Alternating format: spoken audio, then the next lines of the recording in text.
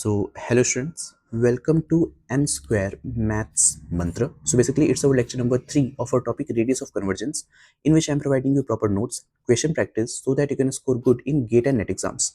Basically, myself, Ayush Gupta, I'm gold medalist from NIT Jaipur in MSc Mathematics. So, let's start out today's lecture.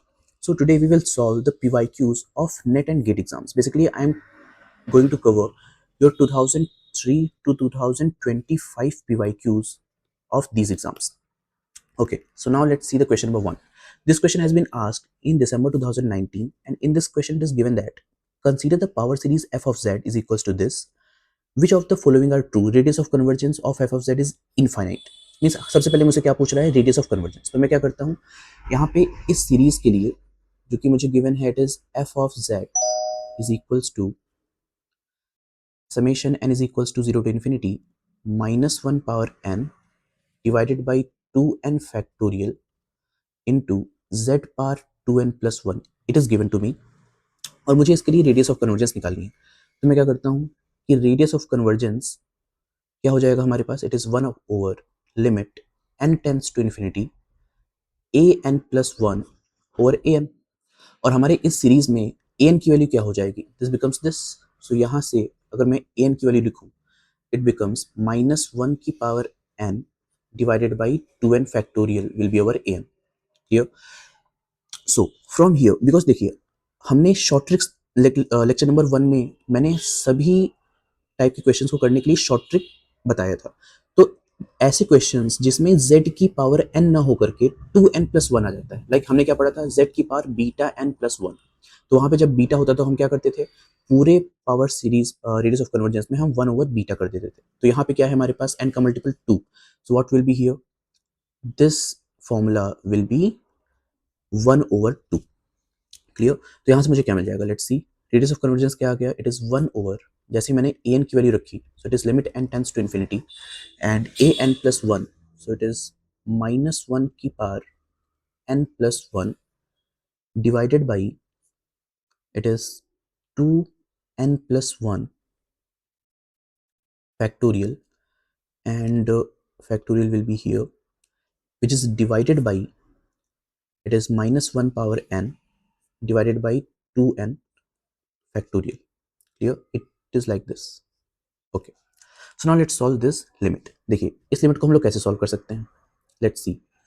This becomes limit n tends to infinity, and it is actually 1 over limit, so I can write down here, it is 1 upon limit of this. सो मैं क्या देख सकता हूँ, minus 1 की power n से minus 1 की power n कैसे out हो सकता है, तो मुझे क्या बचेगा, मिलेगा यहाँ पे सिर्फ और सिर्फ minus 1. So it is actually modulus value minus 1. Clear. और 2n ऊपर मल्टीप्लाई हो जाएगा, सो it is 2n factorial like this divided by. अब यहाँ पर अगर मैं इस फैक्टोरियल को ओपन करूँ, so actually what is this here, इसको मैं कैसे लिख सकता हूँ, इसको मैं लिख सकता हूँ, it is 2n plus 2 factorial. तो अगर 2n प्लस 2 फैक्टोरियल को मैं ओपन करता हूँ, so it becomes 2n plus 2 into, it is 2n plus 1, and then it is 2n factorial. So from here 2n factorial will be cancelled out with this. तो मुझे क्या मिल जाएगा यहाँ से, limit n tends to infinity 1 over, it is the modulus value of minus 1 upon 2n plus 2 into 2n plus 1. तो जैसे ही मैंने यहाँ पे n की वैल्यू इन्फिनिटी रखी, तो मुझे क्या मिल जाएगा, it is 1 over, it is actually 1 upon infinity. So this becomes 1 over 0, which is infinity. तो ओवरऑल मुझे यहाँ पर रेडियस ऑफ कन्वर्जेंस क्या मिल जा रहा है, infinity. Now let's see the option number A.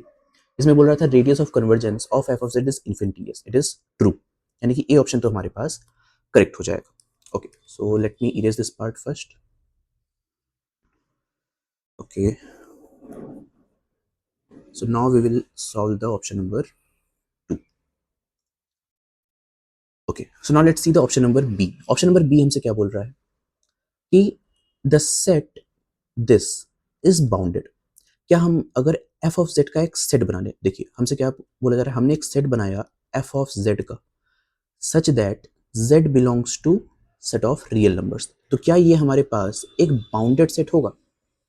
Okay, तो सबसे पहले अगर मुझे कोई भी चीज बाउंडेड प्रूफ करना है, इसका मतलब क्या होगा, अगर मैं ये प्रूफ कर देता हूं यहाँ पे, वेट स्टूडेंट्स. ओके, सो सी, अगर मैं यहाँ पर ये प्रूफ कर देता हूँ कि जो एफ ऑफ जेड है, अगर उसकी मॉडुलस वैल्यू किसी एक फिक्स्ड नंबर से कम आ जाती है, तब मैं बोल सकता हूँ कि ये हमारे पास बाउंडेड हो जाएगा। तो हम क्या करते हैं, हम इसकी कोई फिक्स्ड वैल्यू यहाँ पे निकालने का ट्राई करते हैं। सबसे पहले हम क्या करते हैं, एफ ऑफ जेड को define. So let's define F of Z. What is F of Z here?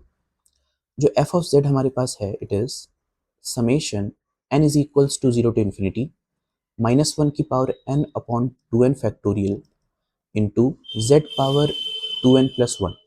जैसे मैंने n की वैल्यू 0 रखी, so it becomes -1 power 0 that is 1 and 2 into 0 that is 0 factorial, so it is 1, and z power 0 which is z power 1 here, then it is plus, जैसे मैंने 1 रखूंगा, so it becomes -1 की power 1 which is -1 over 2 factorial into z power, जैसे मैंने यहाँ पे 1 रखा, so it becomes z cube, then plus, अब मैंने n की वैल्यू 2 रखी, so it becomes -1 की power 2 divided by 4 factorial into 2 to the 4 plus 1 that is 5 plus and so on। ये मुझे सीरीज मिल जाएगी। तो इसमें से अगर मैंने यहाँ पे z कॉमन किया तो मुझे क्या मिल रहा है, this becomes 1 minus it is z square by 2 factorial plus z power 4 upon 4 factorial minus and so on. तो ये हमारे पास किस चीज की सीरीज बन गई, this is the series of cos z। So f of z actually मेरे पास क्या हो जाएगा, this is z times cos of z, this will be our f of z। तो अगर मैं यहाँ पे देखूं, जैसे ही मैंने यहाँ पर modulus value of F of Z निकाला तो मुझे क्या मिल जाएगा, this is mod of Z times cos Z, and because we know that cos Z को हम लोग लेस देन इक्वल्स टू 1 लिख सकते हैं, so this becomes z into 1 and here the modulus value. So actually मुझे क्या मिल गया, इट इज जो हमारे पास एफ ऑफ जेड है, it is modulus value equal और less than mod of z. But z हमारे पास कहाँ से आ रहा था, लेट्स सी, जो जेड है वो हमारे पास रियल नंबर से आ रहा है, because we can say that z belongs to set of real numbers, और ये तो हमारे पास इनफाइनाइट होता है, यानी कि z को मैं यहाँ पर इनफाइनाइट नंबर से ले रहा हूँ। So because this is infinite, that's why it is not less than any fixed number m, so that's why we can say that it is unbounded, which implies that कि f of z हमारे पास क्या हो जाएगा, is unbounded। Why it is unbounded? Because ये जिस number से छोटा है वो तो रियल नंबर से आ रहा है, और रियल नंबर में मैं इनफाइनाइट वैल्यूज ले सकता हूँ, so it is not less than any fix number. Clear? So that's why option number B is my incorrect. Now option number C क्या बोल रहा है, the set this is bounded. देखिए it is z here, it is not x। Okay, so f of z such that z हमारे पास -1 से 1 के बीच में है। देखिए अब यहाँ पे हमारे पास रेस्ट्रिक्शन आ गई, अभी z कहाँ तक जा रहा था, अभी से जो z था वो r से आ रहा था, बट अब जो z है हमारे पास वो सिर्फ -1 से 1 तक ही जा रहा है। तो अगर मैं इस क्वेश्चन में यहाँ पर देखूँ, लेट्स सी, अगर मैं इस क्वेश्चन में इसको अप्लाई करता हूँ अपने इस ऑप्शन नंबर सी को, तो मुझे क्या मिल जाएगा। देखिए जब हम इसको सॉल्व करते हैं तो अब मुझे क्या मालूम है, नाउ वी नो दैट कि z की वैल्यू हमारे पास -1 से 1 के बीच में है, so this value will be less than 1। So hence we can say that जो modulus value of f of z है, it is less than a fixed value 1, so it is a bounded. Clear? So yes, option number C is my correct option. Now option number D क्या बोल रहा है, so let me erase this part first. Okay, see, option number D के लिए हम लोग क्या करते हैं, इसको erase. So option number C हो गया। नाउ ऑप्शन नंबर डी, देखिए इसमें मुझसे बोला जा रहा है कि f of z has infinitely many zeros. तो जो हमारे पास f ऑफ z निकल के आया था, what's my f of z, f of z हमारे पास आया था z times cos z। Clear? तो क्या इसके पास इनफाइनेटली मेनी जीरोस हैं, तो जीरोस निकालने के लिए हम क्या करते हैं, न्यूमरेटर को जीरो। तो यहाँ से मुझे क्या मिल जाएगा, देयर आर टू पॉसिबिलिटीज, या तो z की वैल्यू जीरो हो सकती है, या फिर हमारे पास cos ऑफ z की वैल्यू जीरो होगी। अगर cos ऑफ z जीरो है, इसका मतलब कि z की वैल्यू क्या हो जाएगी, this is odd multiple of n/2 where n belongs to integer. अब क्योंकि यहाँ पर n इंटीजर से आ रहा है, तो इसका मतलब कि इसके लिए मुझे इनफाइनाइट नंबर ऑफ जीरोस मिल जाएंगे, इसकी तो इनफाइनाइट नंबर ऑफ पॉसिबिलिटीज हो गई। सो यस, कि जो हमें नंबर ऑफ जीरोस मिले हैं they are infinite, so D is my correct option. So A, C and D are my correct option in this question. Okay, so now let's solve this question. This question has been asked in February 2022 and it is a very easy and important question. Let's see, इसको हम लोग solve करते हैं. Let f be a rational function of a complex variable. देखिए ये हमारे पास बहुत recent में पूछा गया क्वेश्चन है और कितने सेकंड्स में क्वेश्चन हो जाएगा. Let's see. एंड हमें यहाँ पर क्या गिवन है, एक f of z function given है. The radius of convergence of this Taylor series at z is equals to 1 point. हमें क्या करना है कि z इज इक्वल्स टू 1 पर रेडियस ऑफ कन्वर्जेंस निकालना है. तो रेडियस ऑफ कन्वर्जेंस हम किसका निकालते हैं? अगर मुझे रेडियस ऑफ कन्वर्जेंस निकालना है तो हम किसी न किसी पावर सीरीज का ही रेडियस ऑफ कन्वर्जेंस निकालते हैं, क्योंकि हमने ये सीखा है कि हम पावर सीरीज का ही रेडियस ऑफ कन्वर्जेंस निकाल सकते हैं. बट यहाँ पर तो हम इसे इस फॉर्म में कन्वर्ट नहीं कर सकते, it is not a power series. तो इस केस में हम लोग क्या करते हैं, इस केस में जब भी आपको रेडियस ऑफ कन्वर्जेंस निकालना होगा तो उसके लिए फॉर्मूला हम लोग यूज करते हैं, that is mod of centre minus pole. Now what is the centre point here? Let's see. Centre हमें क्वेश्चन में गिवन है z is equals to 1 is the centre point. तो यहाँ पे मैं क्या करता हूँ, z इज इक्वल्स टू 1 की वैल्यू मैंने सेंटर पे रख दिया माइनस व्हाट इज पोल. सो अपने इस फंक्शन में पोल की वैल्यू कैसे निकाल सकता हूँ, जो भी डिनोमिनेटर है उसको इक्वल्स टू 0 पुट कर दीजिए. तो यहाँ से मुझे क्या मिल जाएगा, z is equals to 0 is the pole. Clear? तो पोल की वैल्यू यहाँ से क्या मिल गई मुझे, 0. सो it is 1 is the answer which is the radius of convergence. Clear? So option number B is my correct answer. Clear? So देखिए, this is also a short trick. You can write down this formula as a short trick कि जब कभी भी हमें radius of convergence निकालना होगा और हम अगर फंक्शन को इसमें कन्वर्ट नहीं कर पाते पावर सीरीज में, तब हम ये फॉर्मूला यूज करते हैं. Clear? Now let's see this question. This question has been asked in GATE 2002 exam. In this question it is given that the radius of convergence of the power series of the function this. देखिए अब हमारे पास जो function given है उसको मैं power series में convert नहीं कर सकता. It is the same question.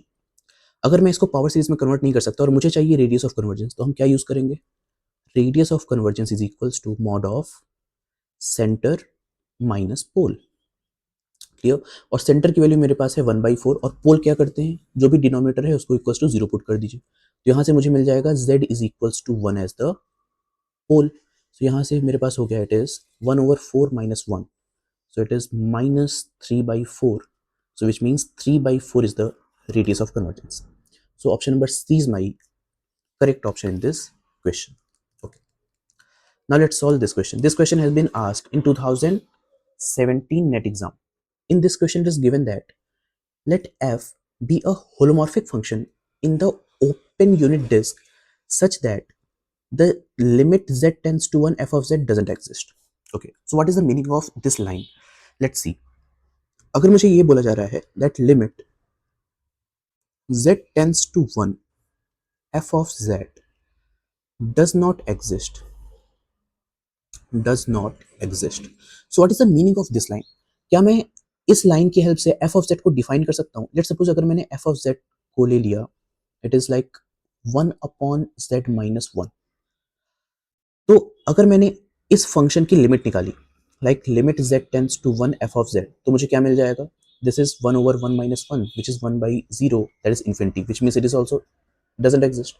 So overall हम इस लाइन की हेल्प से अपने f of z को डिफाइन कर सकते हैं. So let's suppose मैंने क्या किया, f of z को मैंने डिफाइन कर दिया like this is 1/z minus 1. Then फिर मुझे क्या बोला जा रहा है, now read the question. Let summation a n z power n be the Taylor series of f about z is equals to 0. यानी कि z is equals to 0 actually क्या दिया है मुझे, सेंटर पॉइंट गिवन. इस सेंटर पॉइंट के about हमें इस टेलर सीरीज को एक्सपेंड करना है. Let r be the radius of convergence then. तो मुझे ओवरऑल r की वैल्यू यहाँ पे फाइंड करनी है. Let's see. अगर मैंने अपने फंक्शन को इस तरह से डिफाइन कर दिया तो यहाँ से मुझे क्या मिल जाएगा, अगर मैंने इसके डिनोमिनेटर को 0 रखा, so z minus 1 will be 0. So z is equals to 1 will be the pole. और यहाँ से मुझे सेंटर पॉइंट मिल ही रहा है, that is z is equals to 0 is the center here. So what will be the radius of convergence? Radius of convergence will be mod of center minus pole. So it is 1. So 1 is my answer. Now let's see. Option number C is my correct answer in this question. Clear? Okay.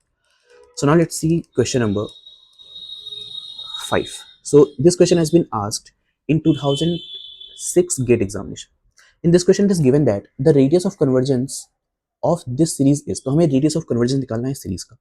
तो अगर मैं यहाँ देखूँ तो इस question में हमारे पास A N की वैल्यू हमारे पास गिवन है, तो ए एन यहाँ से क्या हो जाएगा, a n becomes 1 plus 1 over n की power n square divided by n cube. तो जबकि हमें क्वेश्चन में पावर्स आ जाती है, जैसे यहाँ पे n की पावर 2 है, n पावर 3, तो हम क्या करते हैं, जो हमारे पास पावर वाला फॉर्मूला है हम उसका यूज करते हैं। So let's see what will be the radius of convergence here. The radius of convergence will be 1 upon limit n tends to infinity the supremum value of a n power 1 over n, because z की power हमारे पास n given है। Now अगर मैंने यहाँ पे a n की value रखी तो मुझे क्या मिल जाएगा, this becomes 1 upon limit n tends to infinity, supreme value of it is actually 1 plus 1 over n power n square and it is divided by n, because हमने क्या किया है, पावर 1 by n यूज किया है, and it is divided by n power 3 by n. Clear? So from here what we will get, so the radius of convergence will be equals to, it is 1 upon limit, अच्छा देखिए यहाँ से n से हमारे पास cancel out हो रहा है, तो मुझे क्या मिल जाएगा, it is limit n tends to infinity mod of 1 plus 1 over n की पावर n डिवाइडेड बाई, और यहाँ भी अगर मैं लिमिट लगा दूँ, so this becomes limit n tends to infinity n power 1 over n, और पूरे की पावर मैंने यहाँ पे क्या कर दिया 3। मुझे मालूम है कि n पावर 1 ओवर n की वैल्यू क्या हो जाती है, दिस बिकम्स एक्चुअली 1, और यहाँ हो जाएगा 1 की पावर 3, सो दिस बिकम्स 1।